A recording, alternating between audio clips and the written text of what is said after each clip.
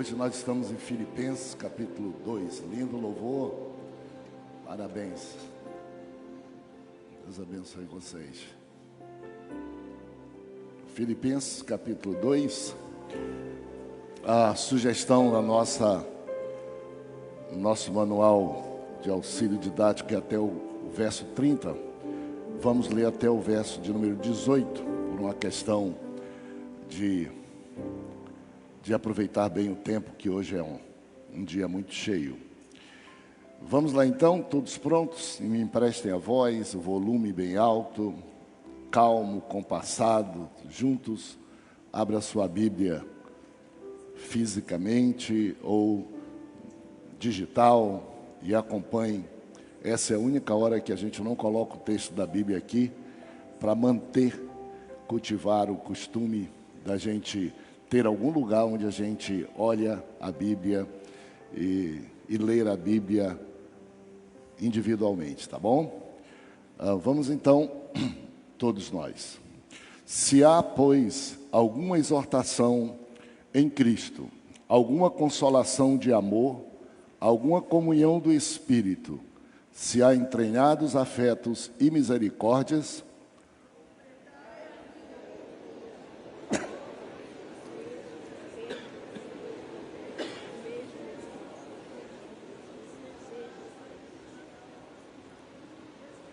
nada façais por partidarismo ou vanglória, mas por humildade, considerando cada um os outros superiores a si mesmo.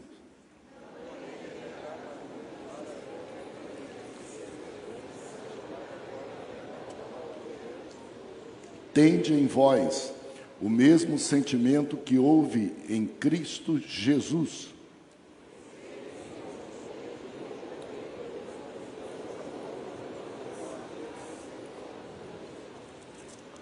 Antes, a si mesmo se esvaziou, assumindo a forma de servo, tornando-se em semelhança de homens e reconhecido em figura humana.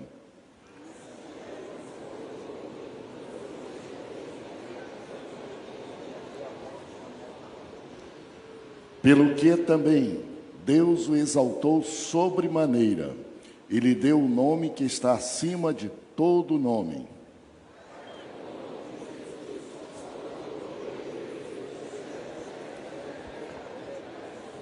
Juntos, e toda língua confesse que Jesus Cristo é o Senhor, para a glória de Deus Pai. Assim, pois, amados meus, como sempre obedecestes, não só na minha presença, porém muito mais agora na minha ausência, desenvolvei a vossa salvação com temor e tremor.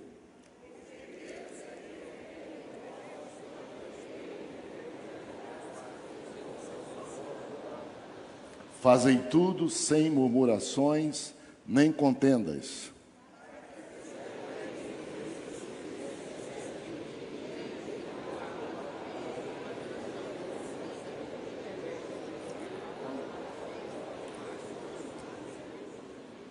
Preservando a palavra da vida, para que no dia de Cristo eu me glorie de que não corri em vão, nem me esforcei inutilmente.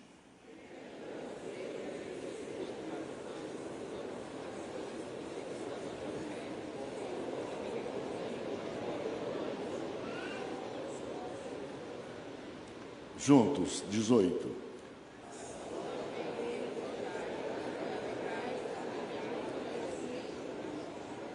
Que maravilha. Tome assento.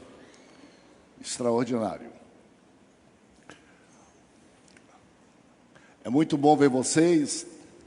Estamos inaugurando mais um mês e a gente sempre inaugura com a ceia do Senhor e com nossos donativos para as pessoas necessitadas. Vocês vão perceber como é bom a gente ver esses gestos todos dentro da Bíblia Sagrada, na igreja primitiva e conosco aqui também e agora.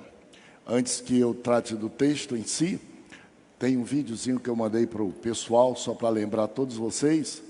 eu vou ter 2 ceias mais até que nós estejamos aqui para fazer uma grande celebração da Bíblia Sagrada, da Palavra do Senhor. Eu quero lembrar vocês, já está incluído no vídeo do expediente esse, então deixa para o vídeo do expediente, deixa para lá, melhor.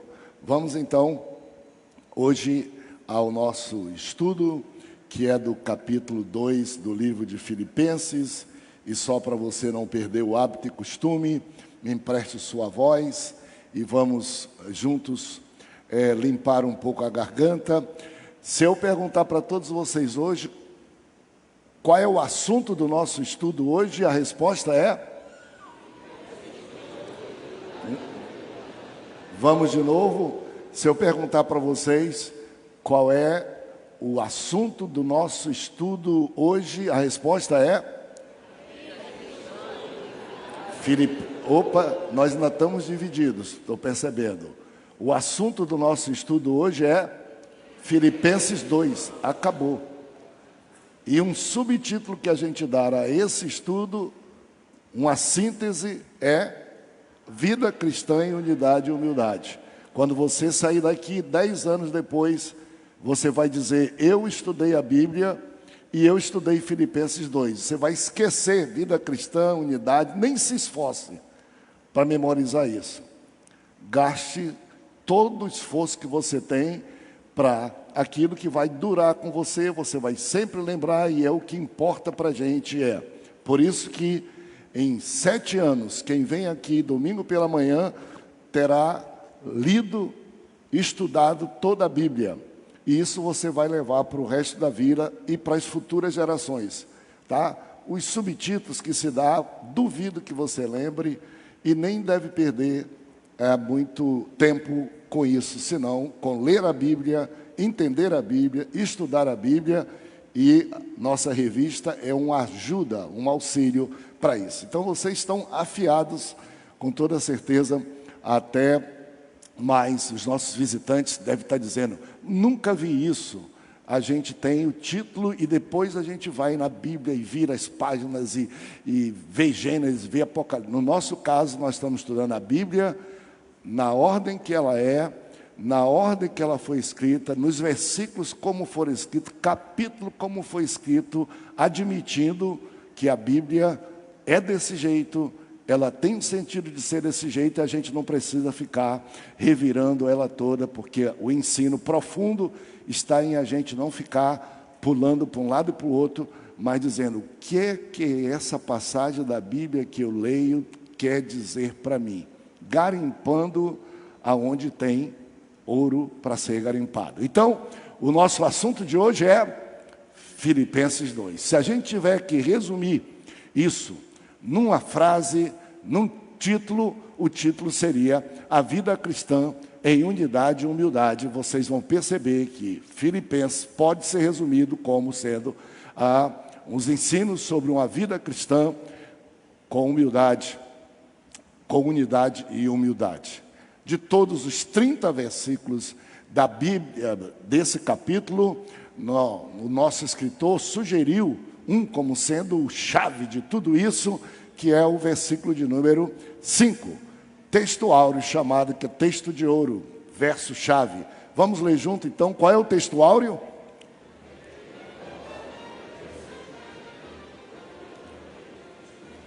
Tende em vós o mesmo sentimento que houve também em Cristo Jesus.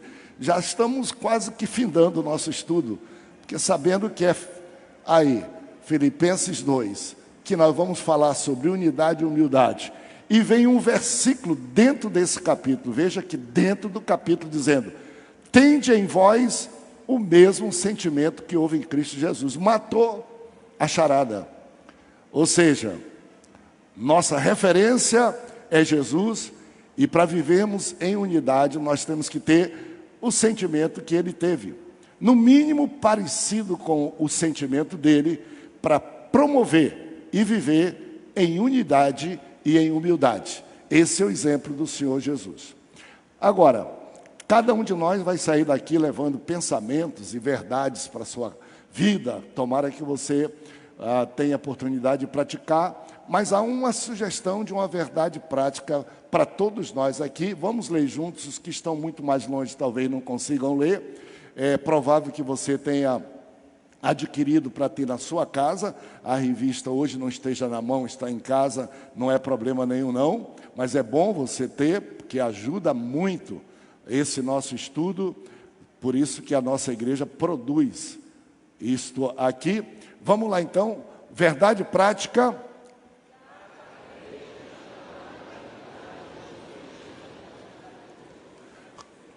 Cada um de nós é chamado a imitar Jesus, na sua atitude, na sua essência também, a imitar. Por isso nós somos chamados de cristãos, que são seguidores de Jesus, ainda que não sendo perfeito, ainda que seja impossível sermos totalmente como ele era aqui na terra, como ele foi aqui na terra, porque a Bíblia diz que já somos filhos de Deus, mas ainda não é manifesto o que havemos de ser. Quando ele se manifestar, nós seremos ipsilíteres semelhante a ele, mas somos chamados a ter na nossa vida os ensinos, as atitudes de Jesus. E para resumir todos os 30 versículos desse capítulo, nosso manual sugere que a gente faça em 3 tópicos, como vocês percebem, todo ele, depois vocês vejam aqui para mim, que eu acho que isso aqui já era, todos eles, sequência também, nada de quebra-cabeça, para você ficar com a Bíblia na sua memória. Há 3 tópicos: elementos da unidade, que é do verso 1 ao verso 4, supremo exemplo, que é do verso 5 ao verso 11, e desenvolvendo a sua salvação, do verso 12 ao verso 13. Como vocês percebem, nós estamos estudando Filipenses 2, a gente respeita a ordem que o capítulo está, para não criar nenhuma confusão na cabeça de ninguém, e nem criar pretexto das pessoas. Vou estudar humildade, e mexe com a Bíblia toda, no final não sabe nem achar onde é que está a Bíblia. Se um dia você quiser uma melhor concentração de ensino sobre unidade e humildade, você já sabe, capítulo 2 do livro de Filipenses, tá bom? Então vamos lá nessa nossa tarefa. Antes de você entrar comigo nisso, deixa eu mostrar para você um pequeno gráficozinho, não é gráfico, uma tabelazinha que eu preparei, só porque nós estamos no início do estudo e vale a pena você pensar um pouco nisso.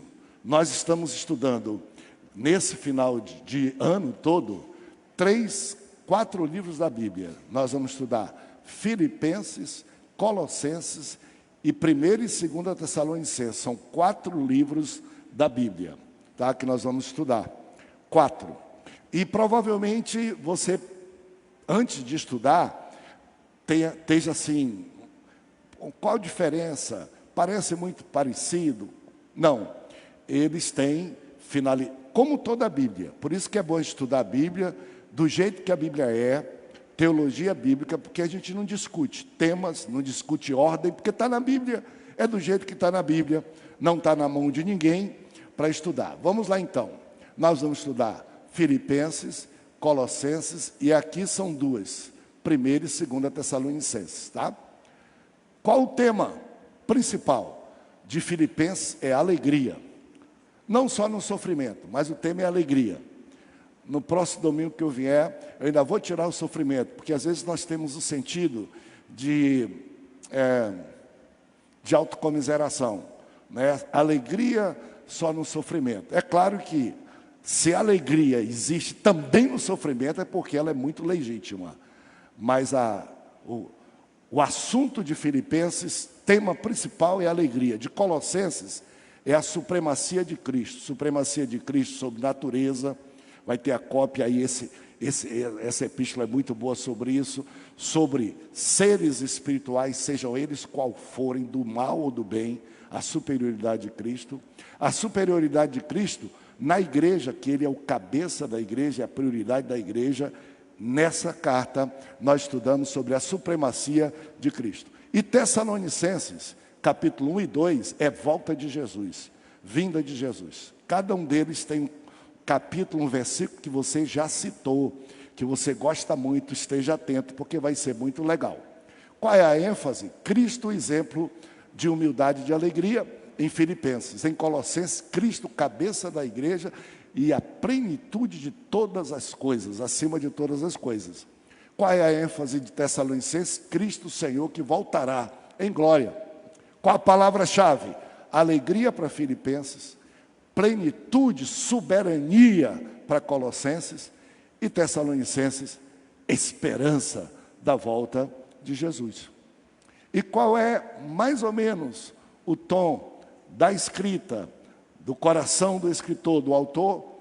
Em Filipenses, Paulo adota um tom afetuoso e pastoral. Em Colossenses, um tom doutrinário. E em Tessalonicenses, claro, fim do tempo, escatologia e consciência são. Só para você, nessa caminhada toda, saber, nesses próximos 3 domingos, nós vamos tratar, e a ênfase é, você vai saber que a vida cristã é uma vida feliz e uma vida alegre, ainda que seja em tempos de sofrimento, como era o sentido que Paulo estava vivendo, porque essa carta foi escrita da prisão. Paulo estava preso em Roma, sendo julgado, e ele lá dizia, eu estou aqui fechado, mas a palavra de Deus está vibrante, estou feliz, estou alegre, estou descansando na bênção de Deus. É possível ser feliz e ser alegre em qualquer circunstância. Olhe meu exemplo aqui na prisão. E quando for para Colossenses, vocês vão ver que é muito duro a gente olhar, por exemplo, nessa quadra religiosa brasileira que nós vamos ter agora, a multidão, as multidões do Brasil toda, fazendo aquilo que cada um deles escolhe fazer, fazendo aquilo que às vezes são induzidos a fazer pela mídia, ou até por governos, ou por qualquer coisa, pela tradição, multidões e multidões em movimento religioso e espiritual, onde Jesus Cristo é apagado. E Paulo escreveu uma carta para dizer, ei, ele é a plenitude de tudo, ele é acima de tudo, todas as coisas existiram por ele, nele habita plenamente a glória e a divindade do Senhor. A ele nós devemos, portanto, buscar, orar, cultuar e adorar. Claro que quem quiser cultuar intermediários ou coisas parecidas, não tem problema nenhum, mas não é necessário, porque o intermediário nem existe. Se existiu, já não existe mais. Era no máximo ser humano como somos. Portanto, não está mais perto de você do que o próprio Deus, porque Ele está no seu coração, na sua vida, lhe ouve, lhe entende, é o mesmo ontem e hoje eternamente. Você às vezes nem precisa dizer para Ele, Ele entende até um choro seu, até uma dor sua, Ele entende. Então, se Ele está à sua disposição, por que não cultuá-lo? Que momento especial. E Tessalonicenses, daqui a pouco tempo, o que vem virá, e não tardará. E um dos textos mais lindos da escatologia bíblica, né? 1 Tessalonicenses fala sobre a nossa preparação para a vinda do Senhor Jesus. E 2 Tessalonicenses, interessante, fala sobre correções de ensinos falsos acerca da vinda de Jesus. De que Jesus já veio, ou de que Jesus não virá, ou de que os crentes não devem se preocupar com a vida terrena de jeito nenhum, porque deve ficar esperando a volta de Jesus e tem que se descuidar da família, tem que se descuidar da sua vida pessoal, porque Jesus está vindo e ninguém pode trabalhar. E o apóstolo diz assim, não é assim, quem não trabalha não coma, preguiçoso não vai à frente, cuidem da vida de vocês, mas não se esqueçam que o que vem virá, e não tardará. No abrir e fechar de olhos, a trombeta soará. E para aqueles que estão aí com saudade e lutados, Paulo diz no capítulo 4, muito interessante: não quero que vocês sejam como os demais, que não têm esperança, porque se nós cremos que Jesus ressuscitou, também aqueles que morreram em Cristo hão de ressuscitar. Como? No abrir e fechar de olhos, a trombeta soará, os céus se abrirão, o Senhor virá, e os que morreram em Cristo ressuscitarão primeiro. São os primeiros que vão ver. É rápido tudo, mas eles vão ser privilegiados. Depois, nós, os que estivermos vivos, seremos transformados e juntos subiremos para estar com Ele no céu. Que coisa maravilhosa! Extraordinária alimentação. Então, feito todo o panorama para ir empurrando esse estudo, vamos lá nos elementos da unidade, que é nosso papel hoje aqui. Se tiver alguém que pode me ajudar na leitura, eu vou aproveitar. Elementos da unidade. A unidade, ela é um imperativo, ou seja, é um mandamento, é uma indispensável, é importante na vida da igreja, da comunidade e de qualquer cristão. É importante na família, é importante na igreja, é importante em qualquer lugar. Por favor, verso 1 e 2, leia para mim, por favor. 1 e 2. Se há, pois, alguma exortação em Cristo, alguma consolação de amor, alguma comunhão de espírito, se há entranhados afetos e misericórdias, completai a minha alegria, de modo que pensei a mesma coisa, tenhais o mesmo amor, sejais unidos de alma, tendo o mesmo sentimento. Eu estou com o ouvido vai e vem, por causa das viagens e tudo, mas parece que desapareceu o som aqui para mim, não sei para os irmãos. Vê aí se foi eu, me diz aí, deu tudo certo? Está muito claro para vocês? Se eu falar muito alto é porque eu tô desde a última viagem que o meu ouvido está meio afetado. Mas olha que coisa, como é que o apóstolo abre nesse seu tom afetuoso, pastoral, de quem está na prisão, tem alguma esperança de ser solto e visitar de novo a igreja, mas ele escreve com o seu coração aberto. É dito que a carta aos Filipenses, ela é uma das mais pessoais de Paulo, no coração. Eu concordo que é muito pessoal. Também 2 Coríntios é muito também conhecido. Mas olha como Paulo diz assim: se há, pois, alguma exortação, algum ânimo, a palavra exortação aqui não quer dizer repreensão, isso a gente confunde, quer dizer, exortação é alimentar, animar, ajudar, estimular. Se há alguma exortação em Cristo, alguma consolação de amor, alguma comunhão do Espírito, entranhados afetos e misericórdia, se há. Está falando de unidade. Olha quantos adjetivos para descrever a profundidade da unidade que a gente pode ter e desfrutar. Ele diz: se há em Cristo tudo isso, completem a minha alegria, de modo que vocês pensem a mesma coisa, tenham o mesmo amor, sejam unidos de alma, tendo o mesmo sentimento. Ele chama a experiência com Cristo e diz assim: traduzam isso na vida diária de vocês. Os entranháveis afetos, a exortação de Cristo, a consolação de amor. Agora, vocês querem completar a minha alegria, Paulo dizendo, ele era o pioneiro da igreja ali, o pastor, o primeiro pastor daquela igreja. Se vocês quiserem completar a minha alegria, que eu tenha boa notícia aqui na prisão, mesmo que eu daqui não saia, mesmo que eu seja oferecido aqui e morra, se vocês quiserem, vocês façam. Completem a minha alegria, pensando a mesma coisa, tendo amor, o mesmo amor, unidos na alma e tendo o mesmo sentimento. Logicamente que quando você lê esse texto, eu também, a gente diz, cada cabeça uma sentença. não há como a gente pensar a mesma coisa. Veja que Paulo não diz aqui que você tenha a mesma opinião. Não, Paulo não diz isso. Ele diz que você tem que ter o mesmo sentimento.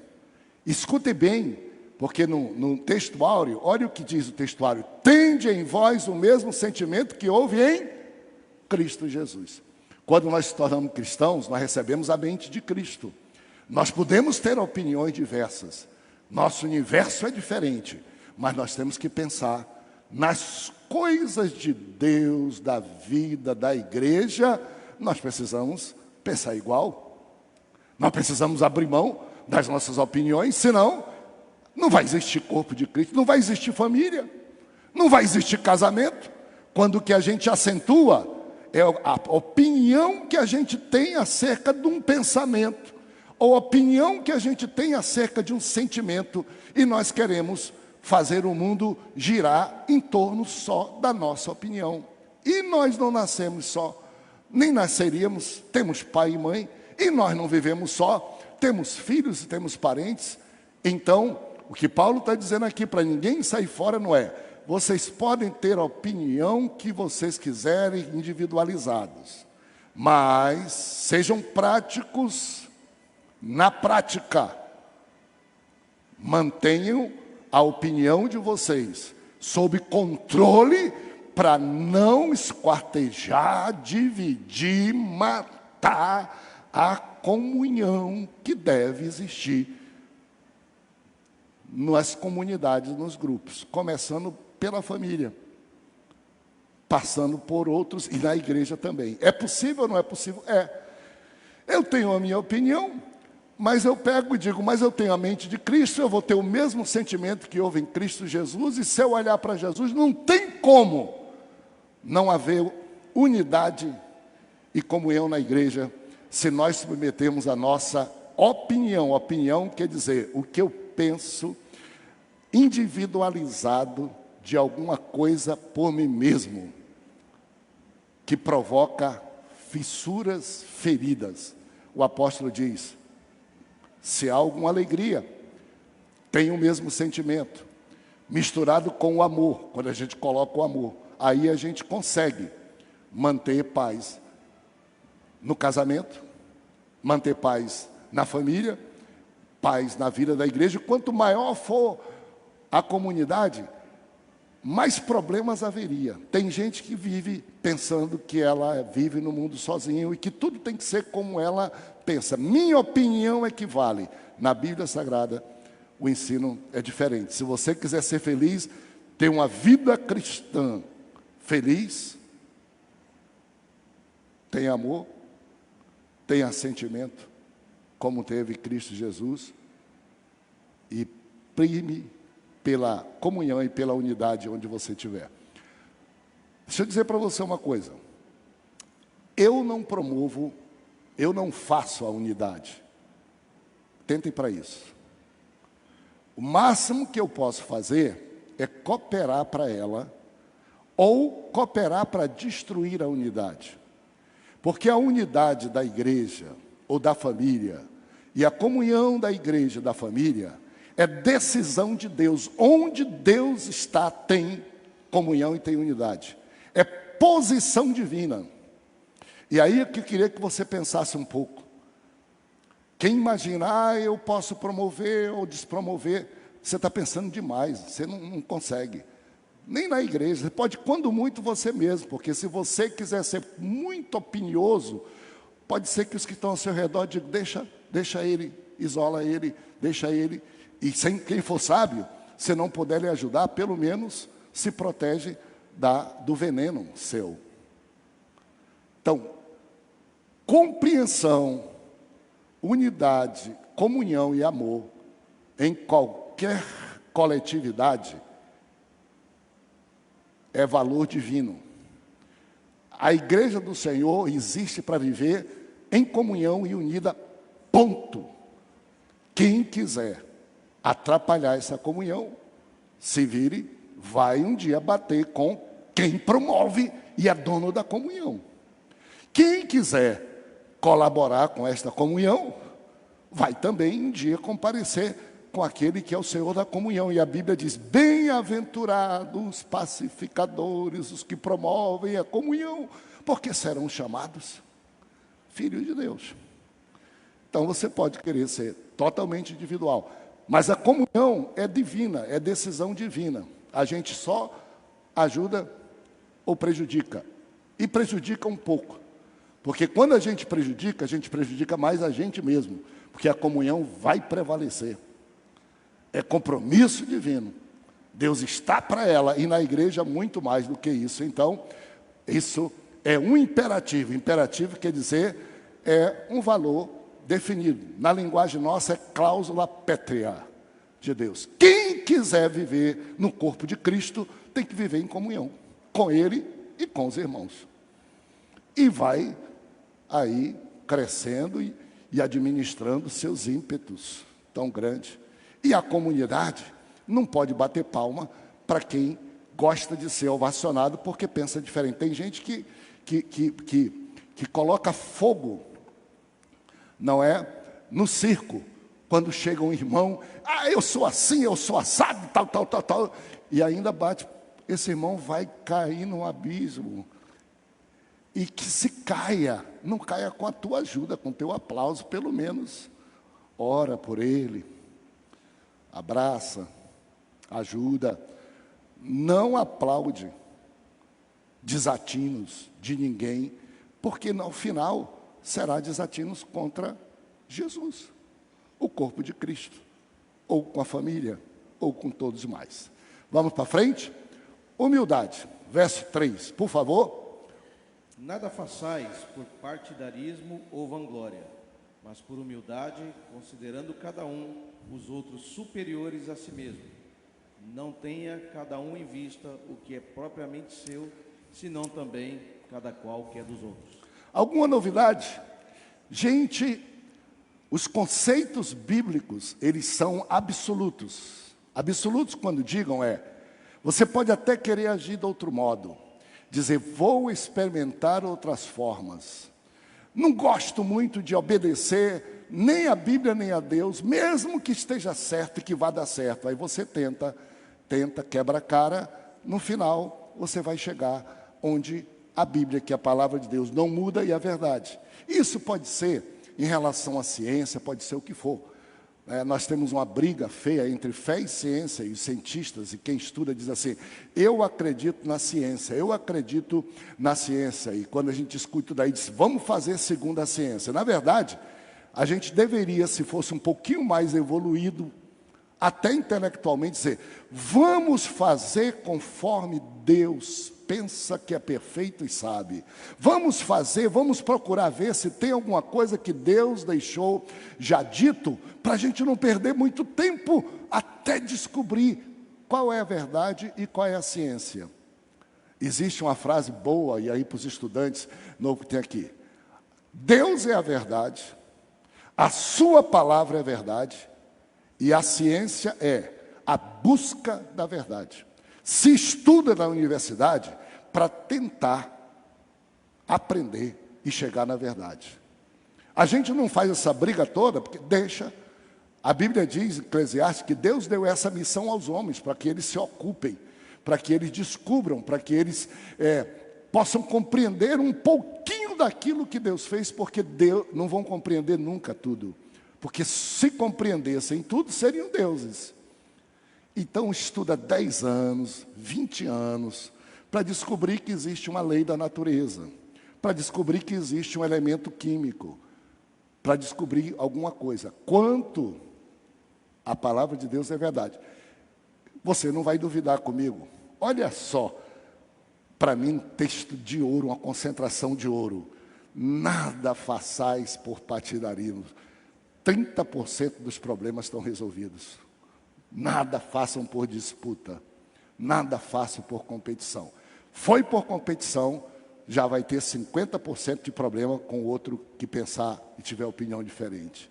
Então, não vá brigar, por partidarismo, por nada, tem coisa melhor. Não façam para ser contra só. Segundo, para se vangloriar, ensoberbecer, envaidecer, não façam. besteira, porque a queda precede a soberba. Evita partidarismo, evita vanglória, mas ajam com humildade.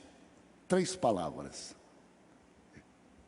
Vocês estão aí pensando, aquele problema que eu estou enfrentando, tudo tal, que eu alimentei, porque quis ser diferente, e eu quis que eu vencesse, para eu ser o tal. Se eu fosse humilde, e dissesse, vamos com calma, vamos ver no que vai dar um pouquinho de tempo para aquela pessoa, eu aguento um pouquinho, e você agisse com humildade.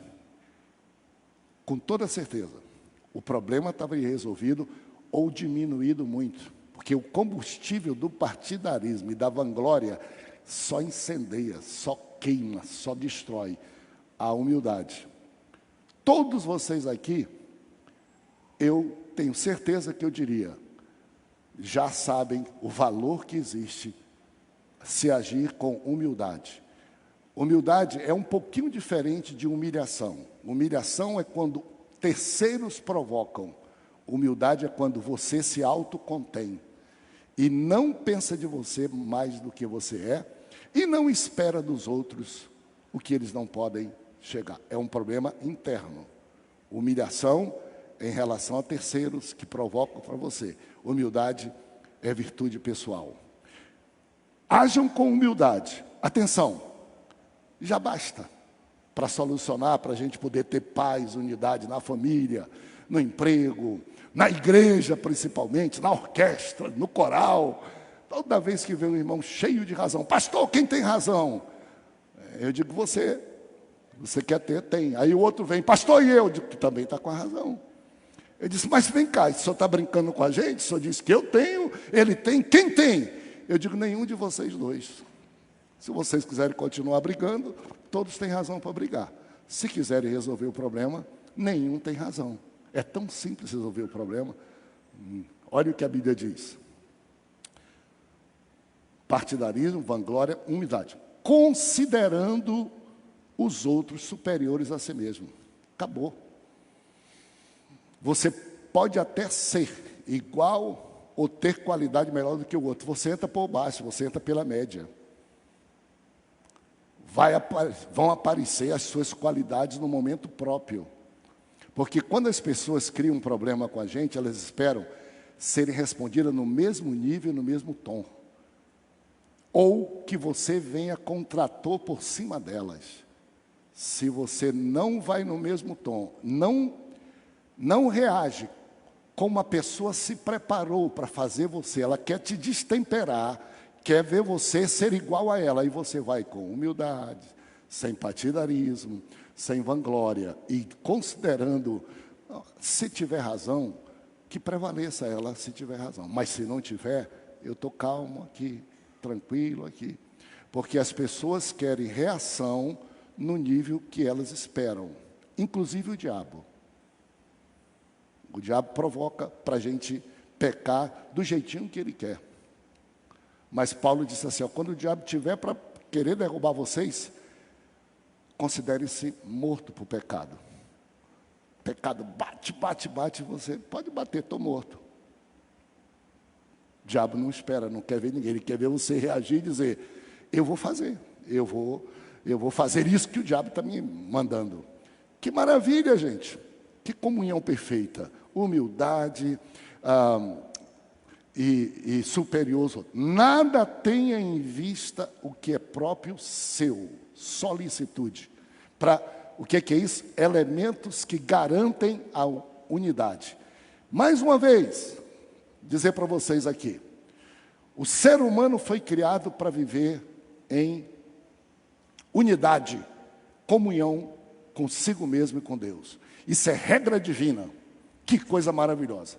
Quando a gente perde o controle da gente, quando a gente perde o controle das emoções do coração, principalmente quando por doença ou por alguma coisa, a gente perde o equilíbrio mental, uma das doenças, para mim, mais graves do mundo, mais grave do que o câncer, ver um ser humano na rua, sem condição de pensar, nem na casa, nem ir no médico.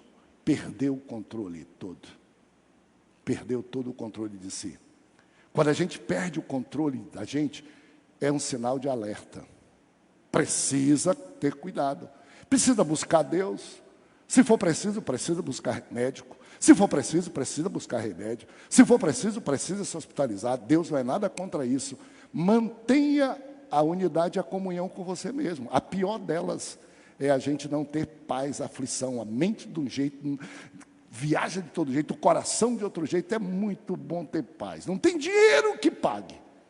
A paz é a unidade das pessoas. Em seguida, com outras pessoas. E como é que a gente faz isso? Não tenha em vista o que é propriamente seu, senão também cada qual o que é do outro. A Bíblia não está dizendo que você não tem que ter em vista o que é seu. Ele está dizendo que você não tem que ter em vista somente o que é seu. O mundo não é só seu. Você não vive só no mundo. Se você não tiver solicitude, solidariedade, se você não tiver qualidades como estas, você vai viver um inferno na sua vida. A inveja do outro, o problema do outro, o outro vai mandar em você. E é o contrário. O Senhor Jesus disse: ama teu próximo como a ti mesmo. Quem não se ama, odeia o próximo. Tem dificuldade de amar o próximo. A gente conhece a pessoa como ela trata as outras pessoas. Regra. Isso a psicologia está estudando para descobrir, mas isso a Bíblia já diz. Não tenha. Seja solidário. Quando é que você se sente bem? É quando você é feliz e tem felicidade para distribuir. Quando você se sente mal, é quando você é infeliz e não tem o que distribuir, senão infelicidade. Não tem como ser feliz nisso, não tem como ter unidade. Então a Bíblia nos diz, faz isso, pensa, seja solícito, seja, a palavra aqui é altruísmo, pessoas altruístas. Há pessoas, e para Deus isso tem um valor, desde que seja equilibrado, porque há pessoas que fazem isso, são até às vezes doentes. Por exemplo, há pessoas que são irresponsáveis com aquilo que têm e dissipam tudo que têm e findam sem ter absolutamente nada, porque não tiveram o mínimo de cuidado, de cuidar também de si, e deram e distribuíram para os outros. Só resta a Deus ter misericórdia em algum tempo, e pode ter, de lhe devolver. O que a Bíblia está dizendo é, todos temos o necessário para nós e para podermos conviver com os outros. Na medida do que Deus nos deu, é possível. Não tem ninguém que não possa ser assim. Então, não pense só no que é seu. O culto de hoje não vai girar em torno de mim. Pelo contrário, eu estou aqui para prestar um culto a Deus. Já não estou pensando mais. Me dá o primeiro lugar já, em relação a Deus. E fica no segundo, as demais coisas serão acrescentadas. Eu venho para o culto desse, e eu venho assistir um culto desse, mas eu já orei com certeza, pedindo: Deus abençoa os irmãos que vêm, as pessoas que precisam, ajuda, me usa. Né? Quando termina o culto aqui, a vontade que eu tenho é de me mandar lá para o meio da mata, lá em Ananindeua, onde eu moro. Mas eu tenho que ficar aqui uma meia hora, quase uma hora, conversando com o irmão, conversando com o outro. Se eu cuidasse só de mim, eu ia embora. Se eu cuidasse só de mim, eu chegaria só para pregar, como às vezes tem pregadores que vêm, cantores que vêm, eu fico com pena deles, não assiste culto, não adora a Deus, não tem nada, pensa só em si, na hora que tem que ter comunhão com os outros, não é? Maravilha. Agora, você pode estar imaginando, pastor, mas isso são qualidades? Não, são realidades divinas. Quem nos fez, colocou dentro de nós potencial para tudo isso, para sermos felizes conosco, com a família. Há exceções? Há. Pode-se ser perfeito? Não, não precisa ser perfeito. Tem que predominar isso. Aí, qual é o final dessa história toda? Se você está pensando, mas é demais, vamos então procurar o nosso exemplo. Por favor, vamos ler o que está escrito em capítulo, eu vou pedir para o capítulo 5 ao 7. Vamos ler o que está escrito. Olha isso. bem forte. Tende em vós o mesmo sentimento que houve também em Cristo Jesus, pois ele, subsistindo em forma de Deus, não julgou como usurpação o ser igual a Deus. Antes, a si mesmo se esvaziou, assumindo a forma de servo, tornando-se em semelhança de homens e reconhecido em figura humana. Não tem como você querer dizer que é cristão, eu querer dizer que sou pastor, se não tiver, por exemplo, o Senhor Jesus. E quando a Bíblia diz que nós devemos ter o mesmo sentimento que houve em Cristo Jesus, a palavra está dizendo, tende o sentimento que houve. Atenção para uma coisa. O inferno coloca na cabeça da gente, e a gente coloca na cabeça da gente também, que não tem jeito da gente ser como Jesus. Jesus é Deus, Ele está no céu.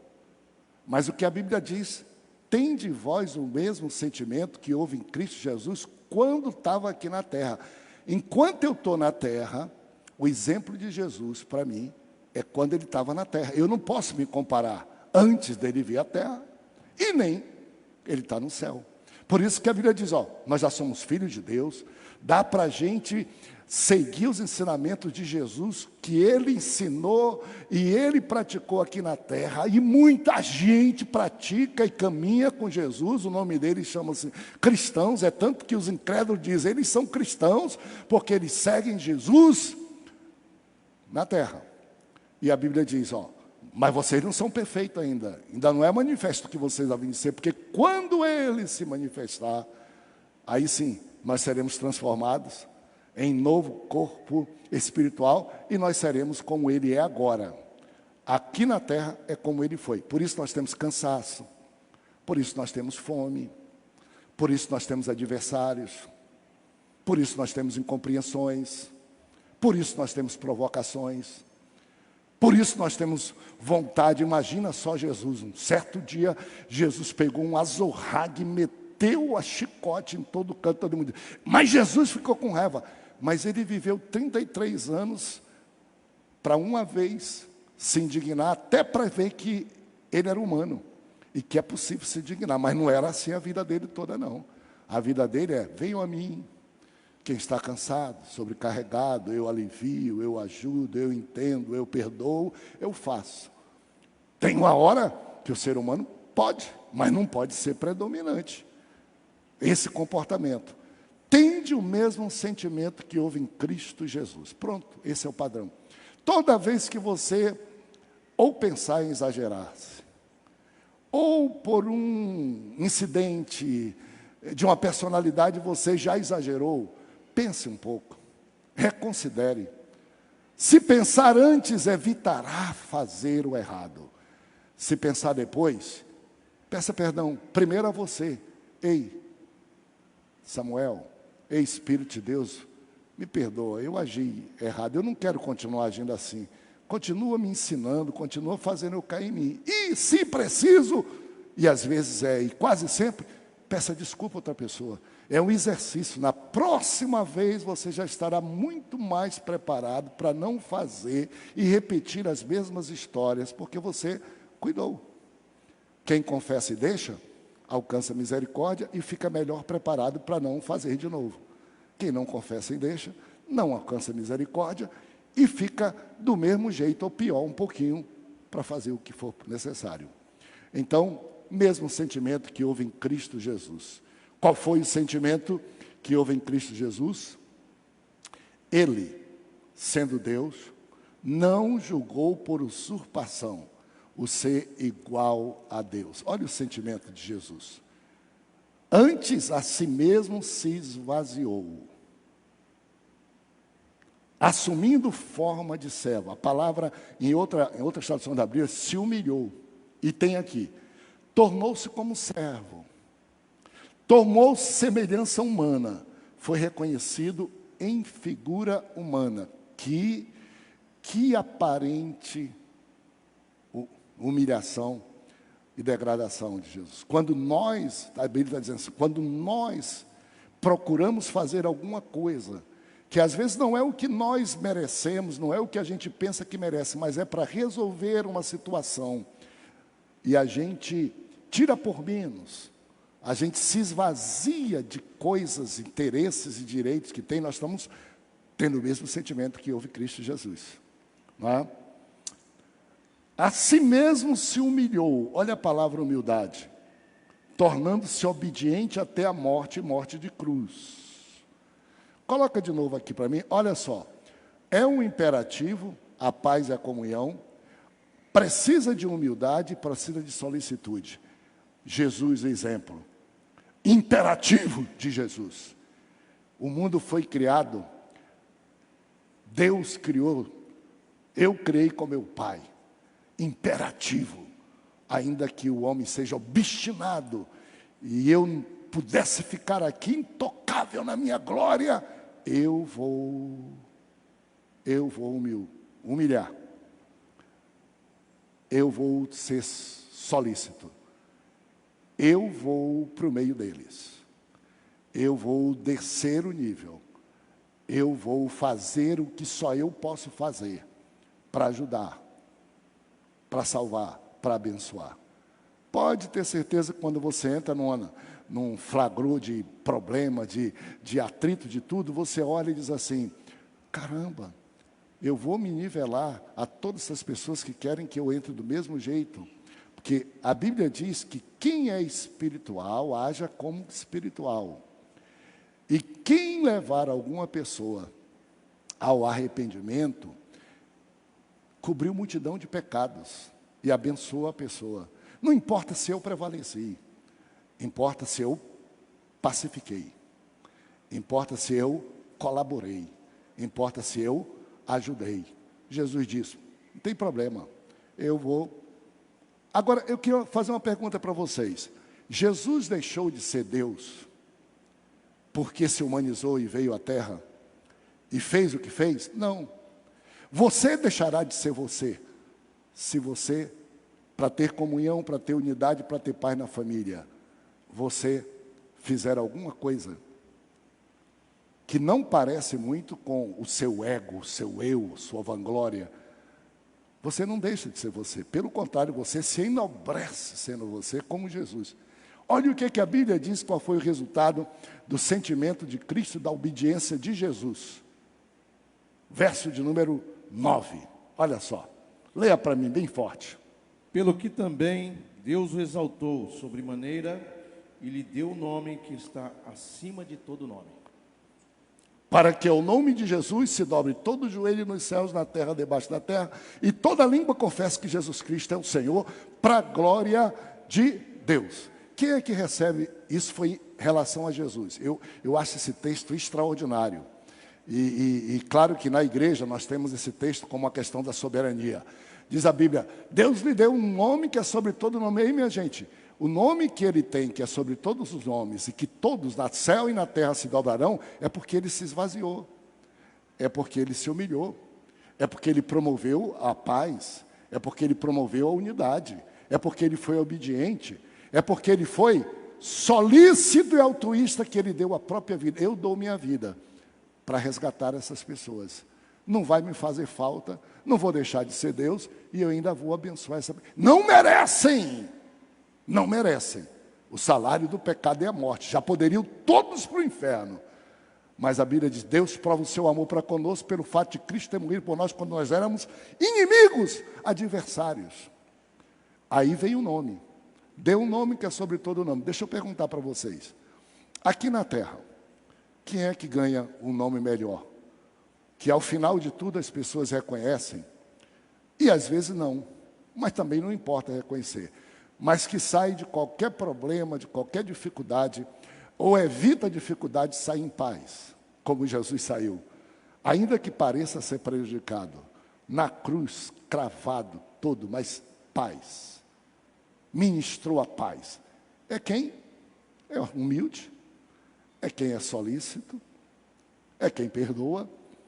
Pode parecer que não houve vitória naquele momento, como Jesus morreu na cruz, Herodes, todo mundo se alegrou, está lá, está na sepultura. Até os discípulos, quando ressuscitaram, Jesus disse assim, incrédulos, vocês não creram no que eu disse que havia de ressuscitar? Ressuscitei. E tem um nome, dado por Deus, adquirido, na humilhação, porque estive aqui, um nome que é sobre todos os nomes, todos vão adorar, todos vão elogiar esse nome, e todo joelho vai, isso em relação a Jesus. Eu tenho uma concepção, nós imaginamos que isso vai ser um ato obrigatório de Deus, não existe mérito nisso. Se o Senhor Deus lá do céu disser assim, todo mundo se dobre aí, todo mundo me glorifique, ainda que não queira, Ele pode fazer isso. Mas Ele nunca fez. Ele deu para cada um o direito de fazer. Por isso nós vamos ver tanta gente glorificando outros e outros e outros. E nós vamos nessa semana, nesses 15 dias, glorificar Deus mais do que antes. Para dizer que tem gente que está dizendo, Belém é do Senhor Jesus, Brasil é do Senhor Jesus, não importa se outros, não criticaremos ninguém, mas cadê a glória, cadê o louvor? Se fosse obrigado, esse ato não é obrigado, todo mundo vai ser obrigado a fazer isso, não. Eu penso de duas formas. Agora é voluntário. Existe a igreja e todo mundo dizendo, ei, glorifica a Deus, adora a Deus, ora a Deus, cultua a Deus, tem fé em Deus, aceita o amor de Deus, aceita Jesus, e quem quiser, já está confessando, já está dobrando o joelho, de coração, dobrar os joelhos. Eu gosto da coisa literal, língua confessa, tudo, dobra os joelhos. Quem não quiser, um dia verá a multidão, que eu acho que é maior do que os que não quererão, daqueles que glorificam a Deus com alegria, mas o tempo será passado. E aí a dor do sofrimento eterno é que fará as pessoas quererem se arrepender e disser, eu devia, mas não fiz quando eu podia escolher. Eu não quero, mas porque eu estou sofrendo tanto aqui, eu quero, cai morte, me mata, me acaba, e não tem mais essa possibilidade. Todos farão voluntariamente. Uns farão agora, outros farão quando não haverá mais eficácia. Porque nós não fazemos e servimos a Jesus porque temos medo do diabo e do inferno. Medo do inferno e do diabo não leva ninguém para o céu. Correr do inferno não entra no céu. Receber Jesus, amar Jesus, querer o céu, é que nos leva para o céu e automaticamente nos distancia do poder do inferno e do diabo. Mas não por medo. Ninguém vai chegar no céu por medo do diabo. O diabo não bota ninguém no céu. Chega-se voluntariamente. E a Bíblia diz assim, nome. Se nós aplicarmos isso na proporção humana que é a nossa, você vai perceber, pode parecer que você foi crucificado, pode parecer que você foi sepultado, pode parecer que até os seus, acredito que você perdeu naquele momento entre aumentar tensão, aumentar problema, aumentar divisão ou ser solução. Vai passar o tempo. Jesus foi 3 dias, não foi nem 3 dias, foi menos de 2, menos de 48 horas. Pedacinho do primeiro à noite, o dia todo do sábado e poucas horinhas de domingo. Vai passar 48 horas. As pessoas vão reconhecer que você, porque foi humilde, porque pensou também nos outros, você é o nome da questão. Você nem queria que fosse você o nome, mas as pessoas saberão. Quando a gente vê problemas assim, a gente diz, esse assunto vai ser, o resultado vai ser aquilo. E tomara que todas as pessoas saiam bem. Ou se continuarem desse jeito, vai findar saindo bem quem nem merecia sair pelo comportamento de pessoas que estimulam, se desqualificam no meio da luta. Vamos ficar em pé? E vamos terminar. Tomara que você tenha aprendido, nós vamos agora para a ceia do Senhor. Desenvolvo a salvação. Olha o que diz o verso 15. Agora, nós falamos ali sobre unidade, dissemos que ela é de Deus e que a gente pode ajudar ou dificultar. Nós falamos sobre o exemplo, agora está na sua mão, está na minha mão. Olha o que diz o verso 15. Para que vos torneis irrepreensíveis e sinceros, filhos de Deus inculpáveis no meio de uma geração pervertida e corrupta, na qual resplandeceis como luzeiros do mundo. Desenvolva a salvação de vocês. Olha o que a palavra do nosso Deus diz, e com isso nós vamos continuar o culto, continuar a nossa vida, hoje, amanhã, em casa, na rua. Vamos sair daqui mais preparados para vencermos em momentos de crise ou em momentos bons. O verso de número 12 começa: assim, pois, amados irmãos de Belém do Pará, como sempre obedecestes, não só na minha presença, porém muito mais agora, na minha ausência, desenvolvei a vossa salvação com temor e com tremor. Cresçam, porque Deus é quem efetua em vós, tanto querer como realizar, segundo a sua boa vontade da união, boa vontade da humildade, boa vontade da vitória, boa vontade. Fazei tudo sem murmuração, sem obrigação, sem murmuração, e nem em contendas, para que vos torneis irrepreensíveis, sinceros filhos de Deus, inculpáveis no meio de uma geração pervertida e corrupta, na qual resplandeceis como luzeiro. Paulo diz: está na mão de vocês os insumos, está na mão de vocês, está na mão de vocês. Existem duas ilustrações, e com essas eu termino. A primeira, no nosso manual estava escrito sobre a unidade. Uma pequena história, ilustração, logicamente. Houve uma discussão entre as ferramentas de uma oficina. E as ferramentas todas disseram: martelo tem que ser quebrado e tirado daqui. Faz barulho, bate muito forte. Aí outro disse: se o martelo tem que sair, a lixa também. A lixa é muito áspera, tem que sair daqui também. Aí outro disse: mas se tem que sair daqui a lixa e o martelo, o parafuso também, porque roda para chegar lá no final. E o pau quebrou. O marceneiro chegou, trouxe um pedaço de madeira bruto, pegou o martelo, pegou a lixa, pegou o parafuso e fez uma pequeno móvel. Não disse nada. As ferramentas calaram-se todas e disseram: todos nós somos úteis, temos o nosso papel e não podemos brigar entre a gente porque um precisa do outro. Extraordinário. Não é? Muito, muito extraordinário fazer isso. Uma segunda palavra que está no nosso manual, você depois pode ver, é como nós precisamos uns dos outros. Desenvolver a salvação, amadurecimento cristão, ele cultiva bons relacionamentos. As pessoas, tem umas que nunca vão gostar da gente, mas na média, na convivência, na média, a maioria das pessoas devem gostar ou respeitar a gente. Nós não vivemos para isso. Mas se nós repelirmos todo mundo que chega perto da gente, alguma coisa está errada com a gente. Você sabe daquela pessoa hipocondríaca que chegou com um doutor e disse: doutor, médico, ele não descobre doença, ele vai pelo que você diz. O médico disse: o que você está sentindo? Ela disse: doutor, dói aqui. O que mais? Está doendo aqui, está doendo no pé, está doendo, doutor, eu estou todo doente, eu estou para morrer. O doutor disse: com licença. Pegou no dedo, apertou ela. Ai! Eu disse: senhora, é a sua unha que está encravada só. A senhora está dizendo que a senhora está doente, está com câncer, com tudo. A unha é encravada. Resolva isso.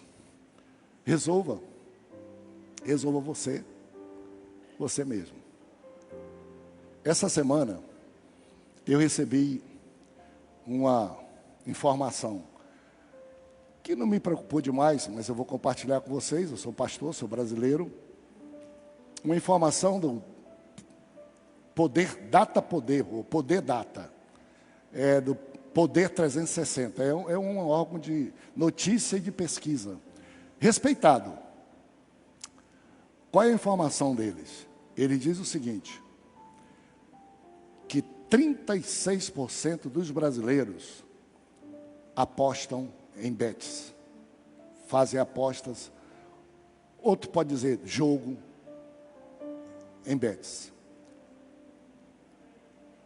Aí ele diz, 36% dos brasileiros, 35% dos brasileiros se endividam para poder fazer apostas na bet. 35% estão endividados.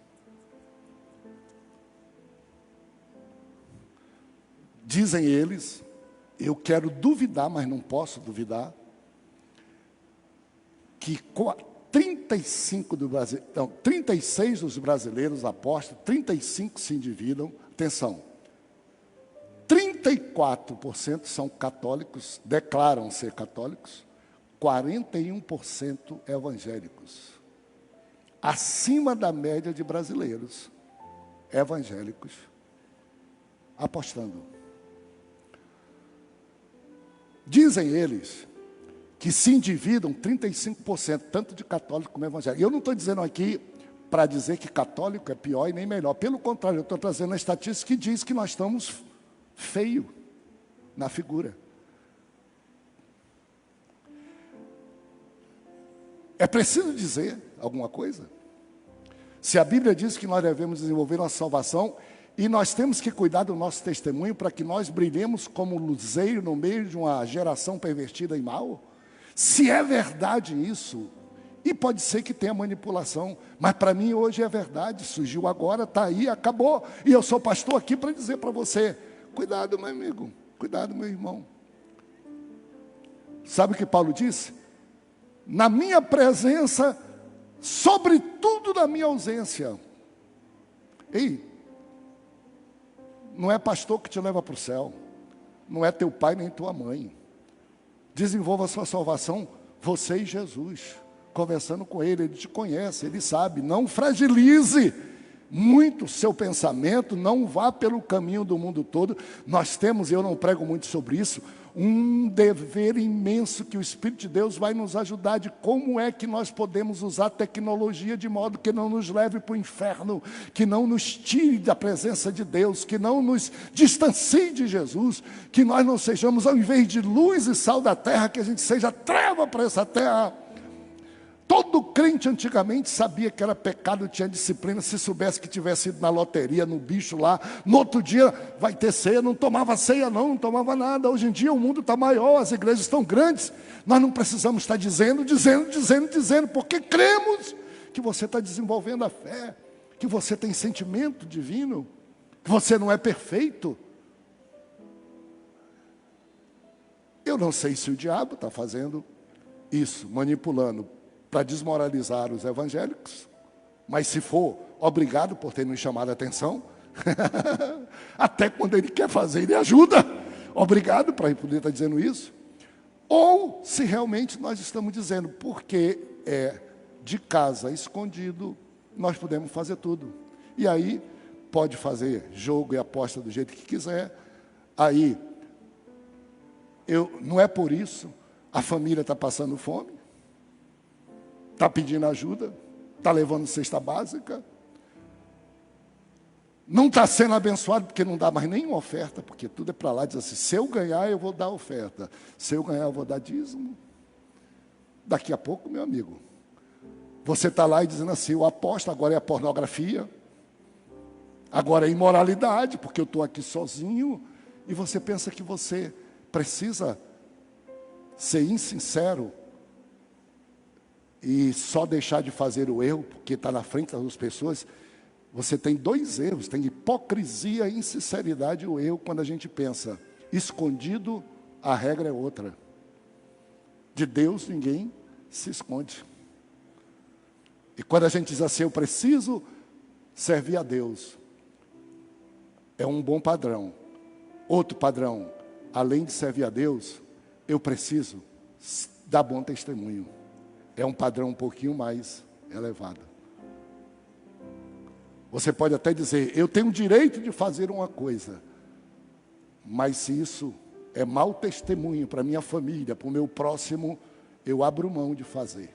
A Bíblia diz, há coisas que são lícitas, há coisas que convêm e há coisas que edificam. E Paulo disse, é lícito, mas eu não faço, porque não convém. E Paulo diz, é lícito, convém, mas eu não faço, porque não edifica, me destrói e não dá bom testemunho para ninguém, não ajuda os outros, para mim. Cresçam na fé, na salvação, mantenham a unidade da família. Deus abençoe todos vocês, Deus guarde vocês nessa jornada toda, essa jornada de fé. Mas é só para vocês rirem, né, não há contra. Eu não sei se vocês ouviram, um dia um irmão contou para mim, disse assim, pastor, o senhor viu uma estatística que surgiu aí? De qual? Se o Brasil foi considerado vice-campeão no consumo de álcool, bebida alcoólica. Vice-campeão. Quem ganhou? Parece que foi a Alemanha. Aí, uma pessoa na praça disse assim, ó, o Brasil é vice-campeão da bebida. Tinha um bêbado pinguço que disse, eu sei de quem é a culpa. A culpa é dos crentes, porque se eles bebessem, nós seríamos campeão. Campeão, mas os crentes não bebem. Tomara que essa segunda pesquisa que eu estou contando agora seja melhor do que aquela da Beth. E que alguém diga, a culpa é dos crentes, a culpa é minha. Realmente eu não faço. E não sou melhor do que ninguém, mas não estou com minha dívida e com meus recursos acompanhados todos. São muito sagrados para eu jogar fora de qualquer jeito que está. Quantos precisam de que Deus o abençoe um pouquinho mais? Eu preciso. Orem por mim, eu quero ser um servo de Deus melhor. Eu vou orando com vocês, vocês oram comigo. Quem precisa receber perdão, salvação, essa é a hora. Santo Deus, estamos nos preparando para a ceia, mas nós estamos nos preparando para o céu. E nós queremos estar pronto todo dia. Não queremos ser pegos, Senhor, em momento nenhum. Se a tua trombeta soar, o céu é o nosso lugar. Ajuda-nos, abençoa-nos a agir nesta terra, Senhor, promovendo a unidade, com humildade, seguindo o teu exemplo, Senhor Jesus, sendo testemunha teu nessa terra, nesse período de tanta manifestação religiosa. Guarda-nos, ó Pai amado, para ajudar nossa família, nosso próximo no trabalho, para anunciar a tua palavra. Santifica-nos, ó Deus, para ti. Nós te suplicamos no nome santo de Jesus. E quantos assim creem, digam glória a Deus. Deus abençoe vocês.